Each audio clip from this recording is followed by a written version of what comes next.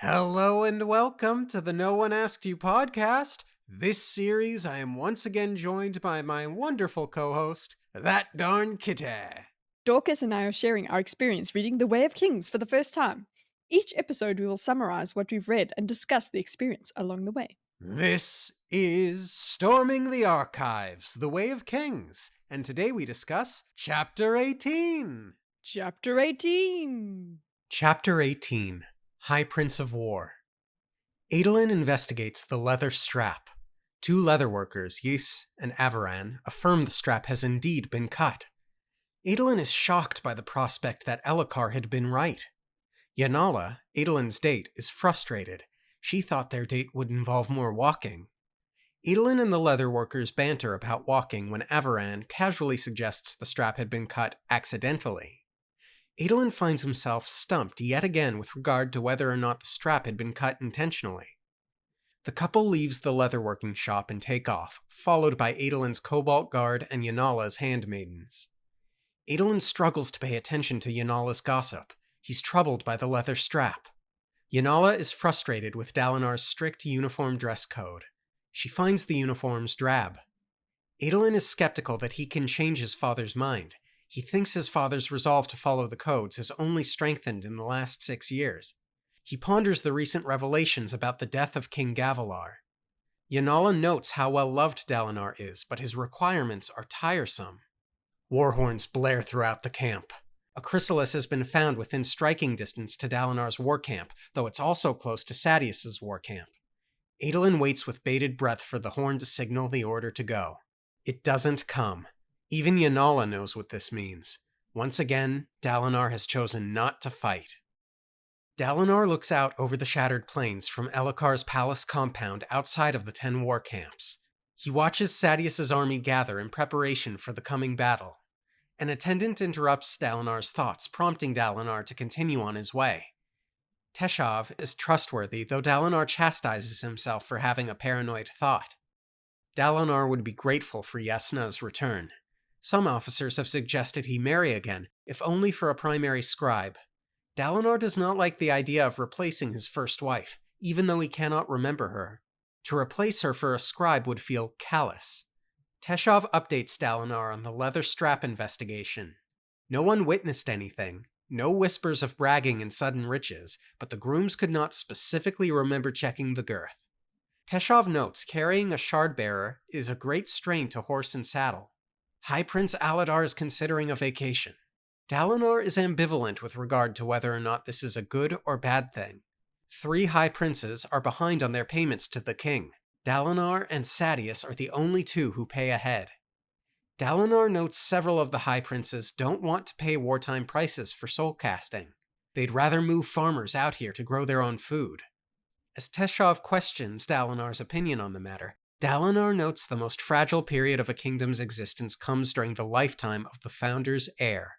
Most citizens can be loyal to an individual king, but until a kingdom has a proud tradition, the high princes may struggle to see themselves as part of a greater whole. Dalinar chastises Renarin for rushing into the hunt the previous week. He notes that Renarin does indeed have emotions, despite what others think. He just prefers to hide them. Renarin believes he is a drain on everyone's time because of his weakness. Dalinar insists that fighting is not the only useful thing a man can do. The Almighty accepts the excellence of any man or woman regardless of their calling. One picks a profession and an attribute of the Almighty to emulate, a calling and a glory. Dalinar's calling is to be a leader, and his chosen glory is determination. Dalinar realizes that he has underestimated Renarin. He empathizes with Renarin, thinking on what it must feel like to be him, and comparing it to his own relationship with Gavilar. He wonders aloud if it is time to begin training Renarin again. Even though he has said any blades and plate they win must go to skilled warriors, Dalinar gives his oath to Renarin that the next blade and plate he wins will go to him. This excites Renarin. Adolin meets with ardent Kaddish. Kaddish is unique in that he was a soldier who changed his calling later in life and became a member of the Ardentia. Despite his late start, he had risen reasonably high, a sign of faith or perseverance.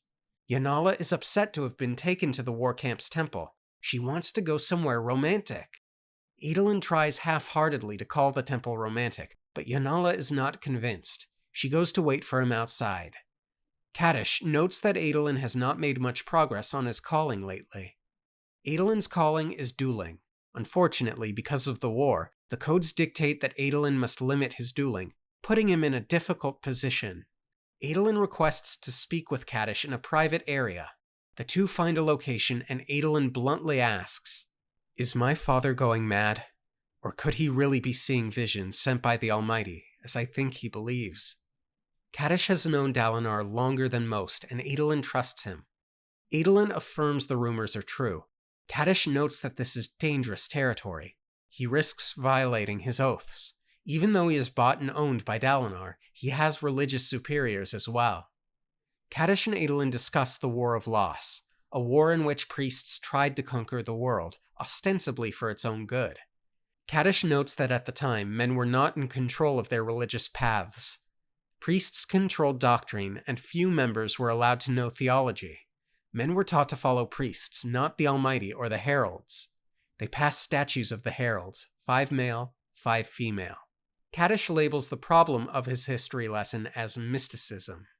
The priests believed common men couldn't understand religion, so instead of openness, they manipulated. They claimed visions and prophecies, even though the heralds had denounced such things. Void binding is a dark and evil thing, the soul of which was to try to divine the future. The hierocracy was cast down, and the Sunmaker made a point of interrogating them. It was determined that there had been no prophecies at all. Adolin takes this lesson to mean that Kaddish believes Dalinar is lying.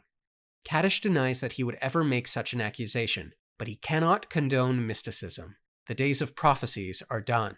Kaddish speaks very quietly at this point, saying that if the visions are true, that is between him and the Almighty. His personal opinion, however, is that, like himself, Dalinar is likely haunted by the death and destruction war brings.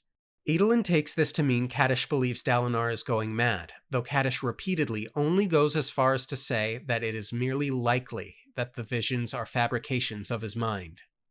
The two part ways as Adolin muses about his doomed relationship. Dalinar has made his way to the king's chambers. He notes that the war palace appeared to be growing richer by the week.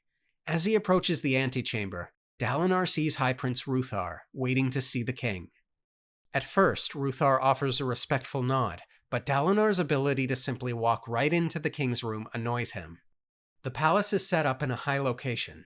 Despite having to weather the storms, seizing the high ground seemed to take priority. Dalinar approves of Elhokar's choice in the matter. The king leans against a railing. Renarin is sent to some nearby guards so Dalinar can speak with the king privately. Elhokar wonders if the Parshendi watch them from out in the shattered plains. Dalinar notes Elhokar's fashion, and muses over how the soldiers are increasingly being led by a slack group who dressed in lace and feasted in the evenings. He realizes that this is what Gavilar had observed, why he had wanted to follow the codes. Elhokar realizes Dalinar is thinking about the past, to which he states that he only looks forward. He stares out at the shattered plains, thinking that he should be able to see the Parshendi. The two talk about the lack of Parshendi honor. They wonder why the Parshendi did what they did, with Elhokar expressing extreme disdain for the primitive brutes. Dalinar had felt that same disdain, but he had interacted with the Parshendi. He'd come to realize that they never really knew them, primitive though they may be. That's likely the crux of the problem. Dalinar finally broaches the difficult topics he'd been contemplating, that it's time for the war to end. Elhokar invokes the Vengeance Pact, but Dalinar points out that 2 distant centers of government is not healthy for the kingdom. Dalinar insists that as things stand, there's no clear pathway toward victory, but Elhokar claims they've been winning. The Parshendi raids are less frequent, and they don't strike as far as they used to. Dalinar insists it's not enough, however.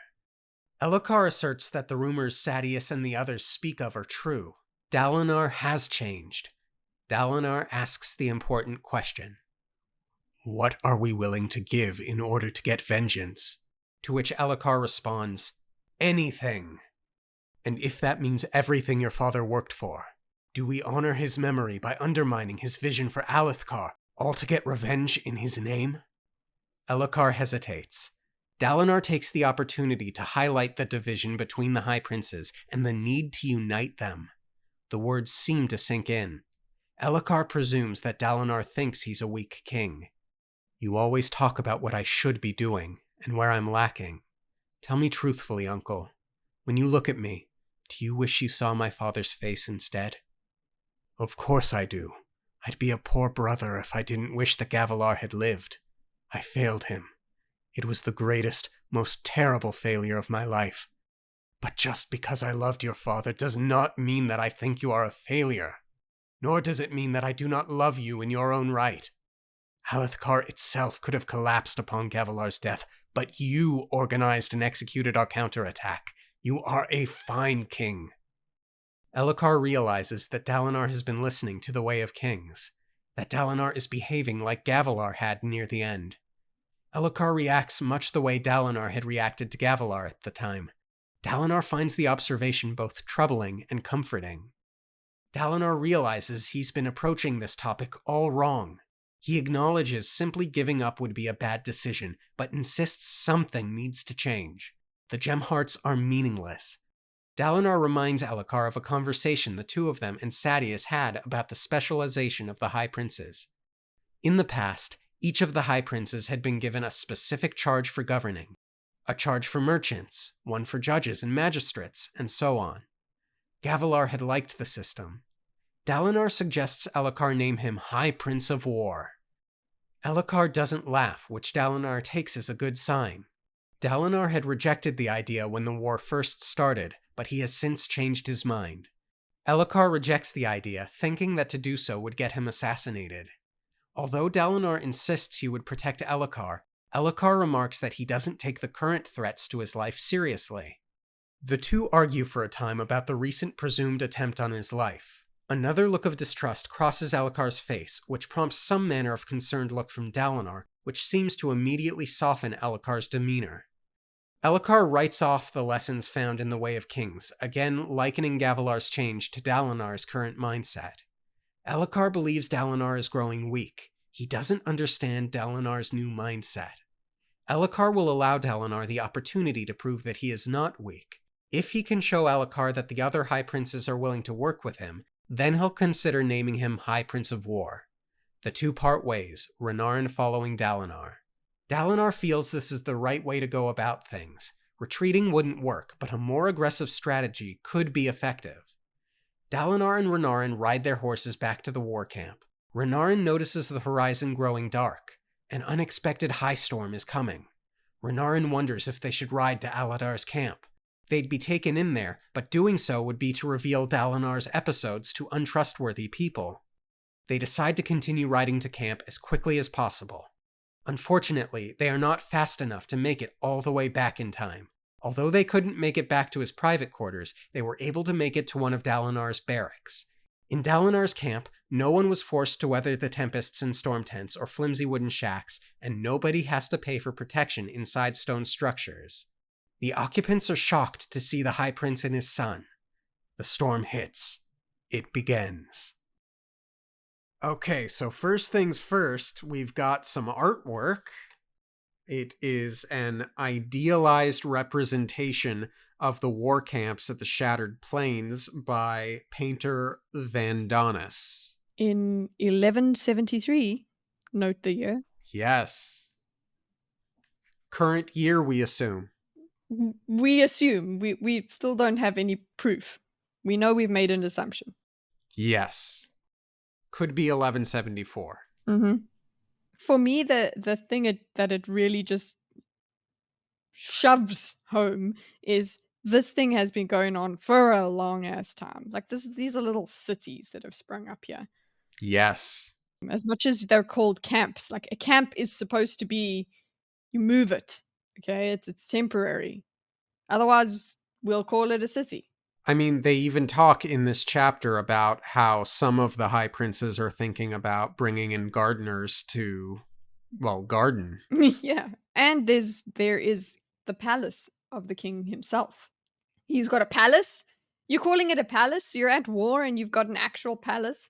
Like, I know we've got soulcasters and things like that, but the point is you've established yourself so much that now they're even decorating that thing. It just doesn't. Yep. It's not great. Mhm. Farm. Farmers to farm, not gardeners. What am I thinking? Oh yeah, that makes more sense to me. And then we've got the epigraph. Ati was once a kind and generous man, and you saw what became of him. Race, on the other hand, was among the most loathsome, crafty, and dangerous individuals I had ever met. Great fragment. I don't feel like I don't feel like this runs on from the previous one immediately. I could see it doing that. You could make sense of it. Yeah. Look, I don't like you. Here's why. We all know how good and pure a soul Ari was. Look what happened to him. The Archie. subtext there being, it is your fault. Ati. Hmm. That. Him. I could see it. Yeah, it could be creating more context for his reason. But yeah, I'm just like, even so, if I got that in a letter, I'd be like, for this reason. And then it's like, for this reason, explain more context and then give the reason. No, I needed a bullet point straight after Hey, the writers verbose. that. Yeah, I suppose. Which is, it's just great for an epigraph, really. Thanks. Thanks for that. We do need verbose when we can read the whole thing. Yeah. Speaking of authors, by the way, we have the name of the author of Way of Kings. Yes, I did not note that myself. I just highlighted the name. I didn't really notice that he is the author, or they are the author. Yes. Nohadon or Nohadon. I don't remember how it was pronounced on the audiobook. Sorry guys. I'll remember eventually, I'm sure. Next time. Yeah. But that felt important to me. Yeah, to remember. There is a lot in here to remember, actually. There's a lot of stuff, So much. it's a lot of world building in this chapter. Yeah, just jam packed. And I tried to get every interaction that I thought was important, which was the bulk of the chapter, into the summary. Mhm. So, whatever it is that I forget to talk to you about today, refer to the summary. We get Dalinar being a good dad. Yes, I was actually kind of shocked by that. And I guess so was Renarin. That it's like, oh, he's gonna set aside, all the principles of I must do what's right for the army or whatever. And he's like, no, I'm going to do this for my son. That's really. Mm-hmm. I wonder how that's going to work. Also, I guess we're finding out as well that what's the name, the shard plate really does do a lot for your body. It's not just it doesn't just enhance obviously a warrior is better in shard plate, I would say, but it could do wonders for Renarin, apparently. Yes. The only thing that's held Renarin back in his training is actually his body, body now. His Yeah. blood His sickness. blood Yeah, disease. yeah. Is that hemophilia, do you think? Probably. It seems like that kind of thing, that it's weakness. He can't really exert himself too much. Yeah. So he can't train. And speaking of Renarin, we get quite a bit of Adolin and Playboy Adolin. Yeah, although he's not really playing very well. No. His girl is just like, okay, well, I tried. She did try. And she's like, you know what? This is not worth it. Yeah. Oh, man. Okay, so the strap may have been cut I- accidentally. Yeah, I don't know what to do with this. It's like there is no conclusion yet. It's inconclusive. So what? I Yeah, I do think it was purposefully cut. I think. I'm with Alucard on this. Yeah, I think you should probably consider it. You should probably consider it cut. Go with the worst case scenario because you are the king. That's how you should be thinking. You can't just, oh well, it's fine. I honestly think I don't know what to do with that. They are investigating the grooms themselves. Who was involved? Are there any people like who interacted with the saddle? But yeah, we should take it that it was cut purposefully. But in terms of beyond a reasonable doubt, we don't know. Right. And then we've got Adolin being frustrated when Dalinar doesn't go on the evening's hunt. Although, with the coming of the high storm, perhaps that was for the best. Yeah, I did wonder how Sidious's army got on with the storm being sudden, but there is quite a lot of time that passes between the the sounding of those horns and the storm. So maybe they're back by then. You hope so, but these sort of things do take a long time. Uh, True. so yeah, I'm curious to find out if they made it back. Yeah, me too. I half expect a Kaladin in the High Storm Yes, chapter coming supercharged soon. Kaladin in the high storm. Let's go. Yeah. Are we shipping Yasnanar now? Yasnanar. Yasnanalinar? Yasnalinar. Yasnalinar. I don't know about shipping. I don't know about shipping them, but I do want them to work together. I need them to be working together. She doesn't seem like someone who would be content to merely be a High Prince's scribe. Mhm. Yeah. But now hold on, who is she? Wait, you're saying Jasna? Yasna? Or Yeah, Yasna Kolin. mm, That was the person that Dalinar was thinking about when as but a wait, potential marriage partner, right? yeah, that's kind of because Yas Aren't they related? yes. But okay, They're well, both now I colons. feel gross. Well, yes. I didn't realize we were reading Germ. Uh, but I'm pretty sure now I feel like I have to go back and reread the He doesn't uh he doesn't think of her as a prospective. He doesn't. I'm pretty sure he did though. It was just that he thought of her at the same time. I think he's thinking of having a woman who is a scribe, who is smart, somebody to help him, not romantic. He'd be very glad for Yasna's return, if she ever decided to return. Some of his higher officers hinted to him that he should marry again, if only to have a woman who could be his primary scribe. They thought he rejected their suggestions because of love for his first wife. That suggests to me that they are suggesting that he marry Yasna. I guess I could see it your way, Yeah, because though. he doesn't have to marry Yasna for her to be his primary scribe. It's like that would she would be. I feel he's thinking of her as a great would be a great candidate as his primary scribe. He would prefer her as his primary scribe. He's not thinking romantically there. But I could be Well, wrong. no, I don't believe he ever seriously considered it as a romantic thing. I'm not saying he's pining for her or anything. Mhm. I just thought that he was having been suggested As a union. Ugh. as a I union. don't know Yeah. if that's how it works in this culture, but it has been like that before, hasn't it? In the real world. So, Yeah, pure bloodlines and all that. mhm. I'm trying to remember what the family tree looks like. We know that Dalinar was Gavilar's brother. Where was Yasna in this? Yasna is she's a Colin. She is Gavilar's daughter, the king's Okay, sister. uncle then. Mm, Dalinar's the uncle. mhm, Yeah, that's not great. mhm.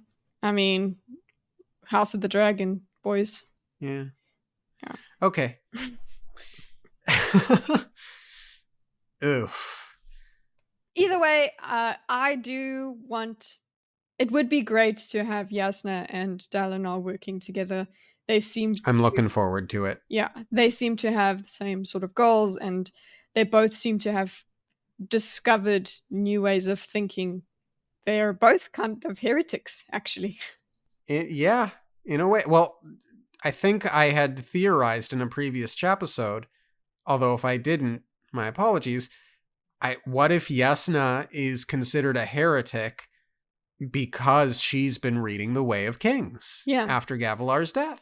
And considering what we hear the Ardent talk about in this and the way he speaks here, that's quite a possibility. I would say that just any sort of thinking outside of what they are prescribing to people, their system that they currently have, any sort of movement outside of that is seen as proper heresy. Like it's going against everything. And we also have Elakar's own expression of what he thinks following the way of kings is like and what it means. Yes. But while we're on the topic of the Ardents, we get a conversation between Adolin and Kaddish, I think is his name, Mm-hmm. who is an Ardent. And there's something off about Kaddish that I find uncomfortable. Oh, really? Yeah, I'm not quite sure what it was. And I'm not sure if it's just because he seems to be doubting Dalinar, which, I mean, because who wouldn't doubt if someone said that they're talking to God, essentially. Not that that's what Dalinar said, but the situation Mm-hmm. at play. Maybe it's just it. The scene was Adolin concerned about his father. There's nothing sneaky about what happened. There's nothing backstabby about what happened, but the whole conversation felt really off to me, and I don't know. The way I interpreted that behavior was because he's an ardent and he's got certain uh, Other yeah, allegiances. certain vows and things like that. There's certain things. It's kind of like committing perjury if he says certain things. So he will, and he will, just by saying a certain thing, he will be breaking some rule. So it seems he has to maneuver around saying things. That's why what we, I suppose you felt he's being a bit slimy. He has to do that. I felt that his motivation for speaking in that way was because he's an ardent and he's trying not to get himself in trouble, but at the same time, he's still trying to help Adolin. I still thought of him as him trying to help Adolin. And I agree with that, yeah, certainly. and Adolin kept thinking about how loyal he is. That might be a red herring and setting us up to be broken if he does something. Oh But no. but I because of that as well, I was saying, okay, so this is what he's doing. That's what his Yeah. motivations were in my head. Oh, we have male and female heralds now. Yes, we do. That was surprising. I guess I'm sexist. Sorry, I was just thought of them that way. There was just they were all seemed male in the beginning. We only got exposed to two, and it just that made me think they were all male. Yeah. There are 10 heralds. There are 10 bright lords. There are 10 high princes. High princess. Yeah, Ah, interesting. yeah. So there are 10 high princes and 10 heralds. Is that what does that have to do with? Is there a is that on purpose? What is the result of that? Are that are the heralds Alethi? I don't know. I don't understand. I don't either. There is a lot here. Yeah. I'm very confused. I'm holding on to all of these pieces. I've noted all of these things for further explanation. So, in the past you've said you don't like Elokar. I kind of like Elokar. Okay. I feel bad for him, and it's not paranoia if they are out to get you, and I kind of think someone might be at the very least messing with him. My money's on Wit right now, but yeah. Yeah, I do agree. He people are out to get him. You're the king. People are always out to get you. Believe it. I just don't like him in comparison to say Dalinar or Adolin. That's the thing. I like him compared to Sadius. So, Yeah. well, again, mm, Okay, so I want to really talk about the conversation that Dalinar and Elokar had. Dalinar convinces Elokar to let him prove that all of the High Princes can work with him in order to be named the High Prince of War, right? mhm, Elokar is clearly paranoid, and paranoid by nature, it seems, not unreasonably so. But if Dalinar thinks he's hearing the Almighty, and if he ends up being particularly good at what he does, and if he manages to rally all of the High Princes, just like Gavilar did, I don't think Elokar is going to respond as well as Dalinar might hope. I think Alucard might give into the paranoia and at some point think that Dalinar might try and usurp him. Yeah, he definitely has also we also are given a glimpse into that it's kind of a feral paranoia that proper goes, "Oh my Yeah. god, it's gotten worse." And it seems like, I don't know, madness runs in this family. So, yeah, maybe he's also going mad in a certain way. Also, two things could be this two could be true at once. You could be hearing from the Almighty and you could be going mad. Who knows? But Dalinar is going to take a much more aggressive posture now. It'll be curious to see. I'm sure that'll make Adolin happy if Adolin's not currently out in the middle of a high storm trying to stop Sadius or something. Yeah. I am wondering how on where do you find any high prince to work together with? Just from the position Dalinar is in right now, people would be like, "Oh, you're just weak, and that's why you're asking for my help. You won't do it yourself." Whereas, Yeah. yeah, it's gonna take some convincing. They have to be a lot smarter. He clearly doesn't care much about the gem hearts, and the other high princes do. So if he maybe agrees to help fight and hand over the gem hearts, that could be something. Yeah, that's what I thought he would probably do. But the thing is, he has to also temper that with his own men's expectation, his own house's expectation, I suppose, if you want to call it a house, because v- he's going to tell them to go and fight, and they don't benefit technically. That could Yeah. that could create some dissent and lower morale in his camp. True. Mhm. That makes me think about the okay, so we have this idea also because there's so much world building in this chapter. We have that idea of that people the religion now has changed to you have a calling and a Glory. glory. And you don't usually change them, although we have gotten in somebody did change the what's his name? Yeah. Yes. Catch catch Caddish, yeah. yeah. And poor Adolin picking a calling that effectively becomes near impossible to progress. hmm I don't think we get his glory Correct. listed here. So we do have Dalinar's. Dalinar is leading people and determination, which seems like he's doing that pretty well. But it seems quite one-sided to have this one thing that you're going to be striving for your entire life. I think life involves a whole lot of different virtues and things like that. And you've just decided what you're going to be about for the rest of your life. It's quite difficult. And you can see that Dalinar is going through a change, yet sure, he does want to lead men, but he's got so much else going on Yeah. in his life. It just seems like if he so what if he had chosen dueling? But yeah, I like this idea. It's kind of like horoscopes. It's cute. Okay, no, that's disparaging.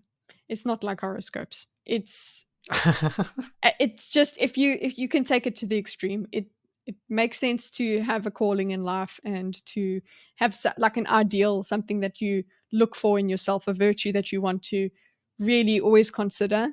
But life is a lot more multifaceted, is all I'm trying to say. Yes. So I wrote a note to myself, and I don't remember what I wrote it in response to, but I'll read the note anyway. Okay, but why would Dalinar be lying when these rumors only serve to make him less popular? Who accuses Dalinar of lying about what? Oh yes, okay, okay. It's about lying about hearing from the Almighty, maybe. Probably. Yes, it does. That It makes sounds. sense. It does. Mm. Because these Oh rumors yeah. Because Kaddish is talking about the prophecies and the mysticism and trying to influence people around him.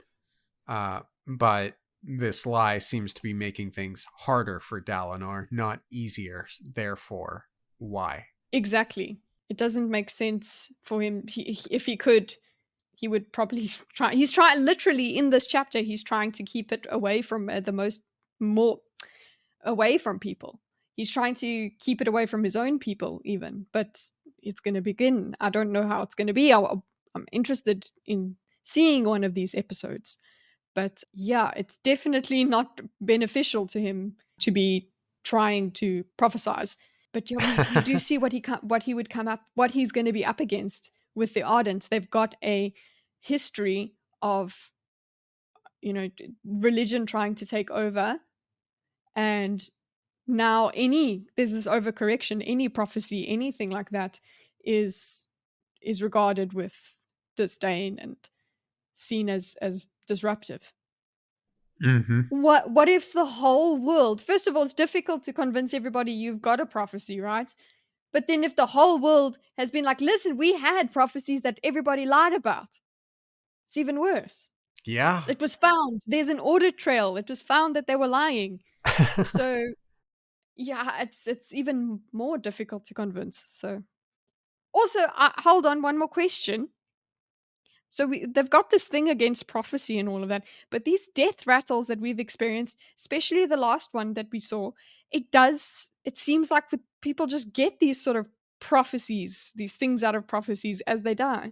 Yeah. It's a common occurrence because they're not just, oh, the last thoughts of a dying man. It's something. It's like a scripture or something that comes out of them at the end there.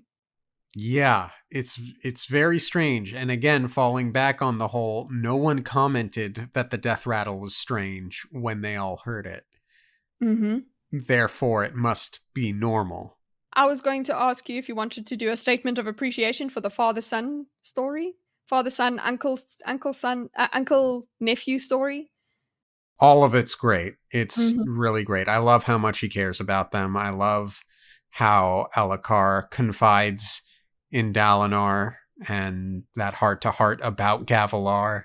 And I love that Renarin interaction. He's like, I know what it's like to be a second son, and I'm going to do this thing to try and make your life better, to show you that I see you. Mhm. Really, really good. Got to my heart here. Yeah. And then a bunch of Dalinar's people will see him have a fit during the Everstorm. Yeah, Not the that's Everstorm, the High Storm. well, he's going to be referring to the Everstorm. Yeah. Yeah. It'll be curious to actually see that, and I'm wondering what the group, I mean, Dalinar's supporters all seem to support him pretty highly, so I could believe them all saying, hey, we're all going to keep this to ourselves, right? I think a lot of them would, but as with any group of people, if it's big enough, there's going to be an outlier. There's going to be someone Yeah. who thinks, hold on, that's a bit crazy. I don't care how cool he was on the battlefield before. I don't care how loyal everybody else is to him right now. He's lost it. We have to find someone else, or we need to do something about this, Yeah. which does make me worry. Elakar's paranoia has now rubbed off on me. I'm paranoid for Dalinar. Actually, you know what? Adeline as well. Adeline is also concerned. So that primes me to look at situations. Uh, yeah. Oh, one question. Do Hmm. you believe? I think we believe that Dalinar is getting real messages Yes. and Yeah, real visions. Yeah, I think that's a definitely. given. Yeah. I don't know if it's the Almighty or not, or where they're coming from, but I 100% believe that he's hearing something and the Everstorm is in fact coming. Hmm. I wanted to ask you what is void binding? Is that because we do have lashing? It says void on the Void on. binding. Well, it sounded like that was the mysticism prophecy Mhm. stuff. Void binding is a dark and evil thing, and the soul of it was to try to divine the future. So yeah, void binding, I suppose, is like reading the future or something. But Yeah. We the know void, that we know yeah. that the void bringers or the void Mm. binders or whatever are able to do magic not unlike what Zeph did, and that they can hold their breath longer essentially, or don't have to hold their breath. I don't see the void. The void bringers seem to be something more monstrous in my head than that. It could be That magic yeah. invoking the void bringers. I don't know. It's just the system is we're still so this is such a massive story that I understand we don't have the full world. It's an epic. This is an epic Yeah. story. So it's going to take a long time. I'm sure it's frustrating for people that know all of these things as if the world is theirs. I'm just trying to compare this to, say, somebody reading the first book of Wheel of Time and not knowing all of the stuff about the magic Mm. that you eventually find out. Yeah, it must be frustrating, but this is part of it. This is part of the journey, is trying to figure out what things mean along the way. But it's a very long journey, and I'm sorry, I don't know. That's all I'm saying. We'll get there eventually, I'm sure. Mhm. And it, honestly, the character work is so strong that all of these other world building elements, it's like, I'm very curious about those. I really want to know about those, but I don't mind waiting because I'm so invested in Kaladin and Dalinar right now. Absolutely, I agree. Brandon Sanderson knows how to write an epic, but also have the story matter on an interpersonal level right in front of you, to the point where it doesn't really matter if you don't know all the answers. You're just interested in what the characters are currently doing. Yeah. Mm, love it. Anything else to say? Like the video. If you like, I would also appreciate a subscribe, but you do Oh, you. yeah.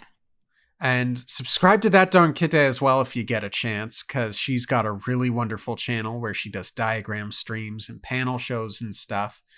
The panel And show includes Dorkus, this is true. producer Dorkus. Producer Dorcas. Mm-hmm. Yeah. Have a great rest of your week, and we'll see you next time.